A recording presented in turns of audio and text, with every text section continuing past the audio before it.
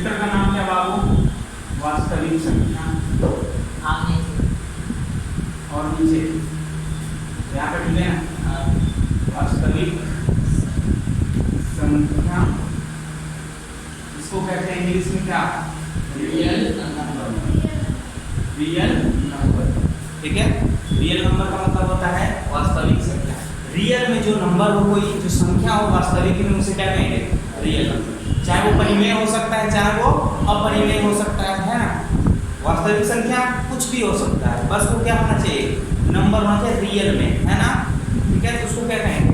Real numbers. Real number से पहला आता है बाबू परिमेय संख्या। परिमेय संख्या, ठीक है। परिमेय संख्या को इंग्लिश में कहते हैं रेशनल नंबर। यहाँ देखिए, रेशनल नंबर। रेशनल नंबर मतलब होता है परिमेय संख्या। दूसरा पढ़ना है इसमें हमको अपरिमेय संख्या। दूसरा पढ़ना है अपरिमेय संख्या, ठीक है। यानी कह सकते हैं इररेशनल नंबर। इररेशनल नंबर, देखिए परिमेय संख्या और अपरिमेय संख्या, रेशनल नंबर और इररेशनल नंबर। लिखिएगा बाद में, पहले समझ लीजिए आपको, ठीक है, फिर लिखना है। अभी लिखना नहीं है, पहले यहाँ पे समझेंगे। देखो ना, उल्टा खुलता उधर पर, इधर का उल्टा।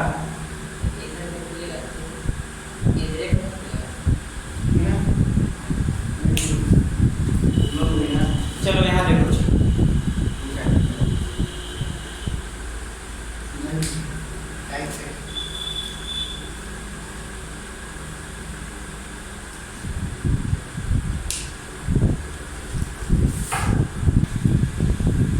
चलिए एक बार फिर से समझ लेते हैं, ठीक है। वास्तविक संख्या रियल नंबर, परिमेय संख्या अपरिमेय संख्या। परिमेय संख्या को रेशनल नंबर, अपरिमेय संख्या को इररेशनल नंबर। परिमेय संख्या कहते किसे हैं? तो वैसी संख्या जिसे हम p/q के रूप में लिख सकें और जहां q बराबर 0 न हो, नीचे 0 नहीं होना चाहिए। देखो इसमें कुछ अंश है और कुछ हर है ना, ऊपर वाले को अंश कहते हैं, नीचे वाले को हर, यानी हर 0 नहीं होना चाहिए, तो वो क्या कहलाता है? परिमेय संख्या, है ना। और ऊपर p क्या हो सकता है? p कुछ भी हो सकता है, प्लस में और माइनस में 0 कुछ भी हो सकता है, ठीक है। यानी कह सकते हैं p एक पूर्णांक होता है ना। p क्या होता है? पूर्णांक। जहां q बराबर 0 नहीं हो, जैसे में लिख लिए 4/3 -1/2 4√9, है ना। अपरिमेय संख्या क्या होता है? वैसी संख्या जिसे p/q के रूप में नहीं लिख सके, परिमेय को लिख सके और अपरिमेय को नहीं लिख सके, तो क्या होगा? एग्जांपल में √2, √3, √5, √6, यानी रूट वाला जितना भी होगा जो बाहर नहीं निकल सकता है उससे कुछ, वो क्या कहलाएगा हमारा? जिससे पूरा बाहर, इससे भी बाहर निकल जाएगा लेकिन दशमलव में निकलेगा, है ना। बोलिए नहीं, तो इससे जिससे पूरा बाहर निकल जाए वो क्या कहलाता है? अपरिमेय संख्या, है ना। अब आप बताइएगा पाई क्या है? परिमेय की अपरिमेय? अपरिमेय, है ना। लेकिन पाई का जो मान होता है वो क्या होता है? 22/7। तो ये क्या है? परिमेय। यही तो है, पाई जो होता है वो क्या होता है? अपरिमेय। 22/7 होता है क्या? परिमेय। समझ गए? यानी जो पाई होगा वो अपरिमेय और उसका मान होगा वो क्या होगा? परिमेय। क्लियर है यहाँ तक? ताकि आप लोग को मिल जाए। चलिए परिमेय संख्या अभी हम लोग पढ़े थे कि जिसको p/q के रूप में लिख सके, और होता है कि terminating, non terminating but repeating.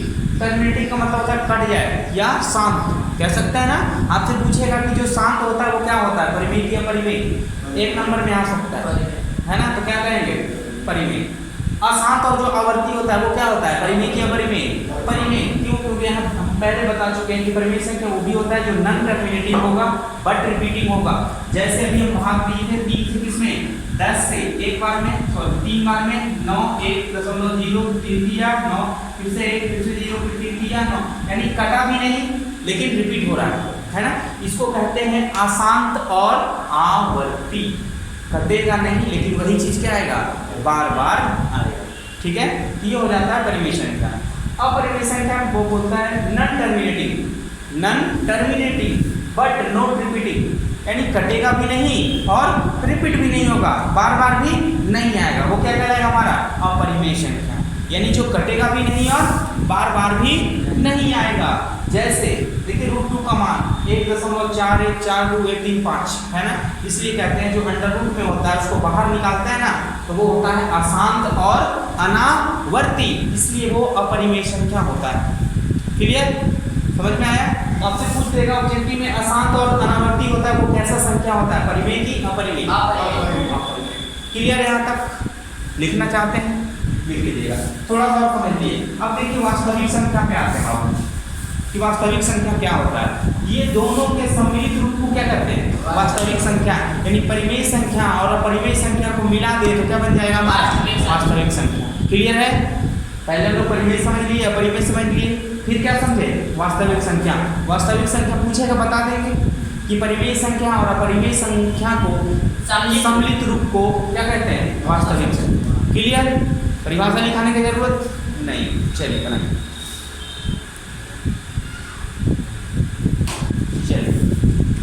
लोग देखेंगे परिमेय परिमेय खत्म। अब आते हैं यूक्लिड का भाग एल्गोरिथम, है ना। यूक्लिड लिखे वो एक एल्गोरिथम दिए थे भाग का, है ना। इससे हम लोग HCF LCM सब HCF निकाल सकते हैं। A बराबर होता है B into q plus r, ये चीज याद रखना है। A बराबर B क्यू प्लस आर, यहाँ पे बीच में क्या है? इंटू है, B into q plus r. यानी कह सकते हैं A का क्या होता है? भाज्य, जहाँ A बराबर क्या होता है? भाज्य, B बराबर क्या होता है? भाजक, Q बराबर क्या होता है? भागफल, R बराबर क्या होता है? शेषफल। तो यहाँ से हम लोग हिंदी में कहेंगे अगर बाबू A क्या होता है? भाज्य बराबर B क्या है? भाजक, B के जगह क्या लिख लेंगे? भाजक, और गुना Q क्या है? भागफल,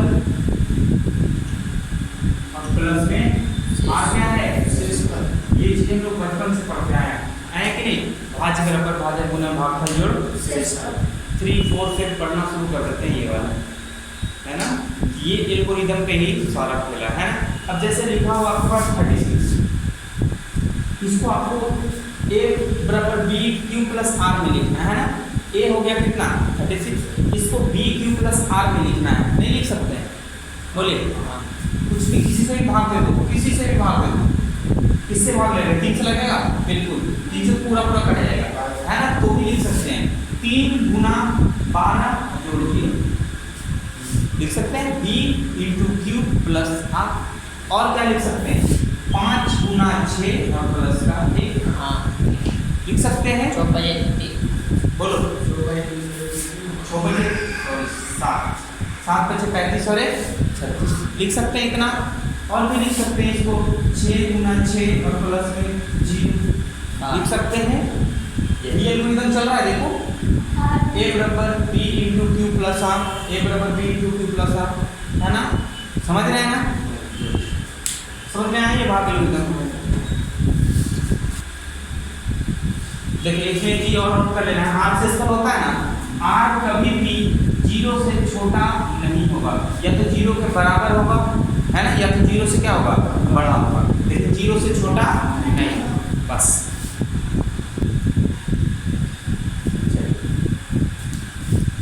यूक्लिड विभाजन एल्गोरिथम, यूक्लिड विभाजन एल्गोरिथम द्वारा 420 और 130 का क्या करना है? HCF, है ना। चलिए देखिए, मुझे पता है यूक्लिड का लेमा क्या कहता है। यूक्लिड विभाजन क्या होता है? A बराबर B into q plus r, है ना। तो इसमें सर A किसको माने, है ना, बोलिए P किसको माने? तभी तो Q और निकलेगा। पहले A मानना पड़ेगा और B मान। देखो A और B दिया हुआ है, ये भी दोनों में से कोई A है और कोई B है, तो A कौन होता है, B कौन होता है? नहीं, कोई जरूरी नहीं है। पहले अगर 130 लिख देते तो 130 हो जाता, नहीं, जो बड़ा होता है वो क्या होता है हमारा? 420। जो बड़ा क्या होगा वो क्या होगा हमारा? A। यानी जो बड़ा होगा उसको क्या मानेंगे?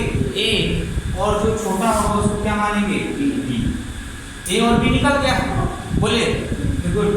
इधर लिखेंगे क्या? 430 बराबर में B कितना हो जाएगा? 130। 130 में क्या गुना करेगी? 430 के आसपास है, मुझे पता है। 13 बचे 62, 13 चौक 52, दे दिया 39, यानी 490, तो 390 में और कितना बचा हुआ है 40, यानी कह सकते हैं 130 गुना 3 और जोड़ में 40 लिख सकते हैं। देखो आप लोग ऐसे क्या 130 से 430 को क्या करेंगे है ना, आपको आता है देख दिया 40 और 0 यहाँ 0 13 दशमलव में कितना बचा 4 3 से 3 गया पर, यानी कह सकते हैं 130 तो 3 हो गया।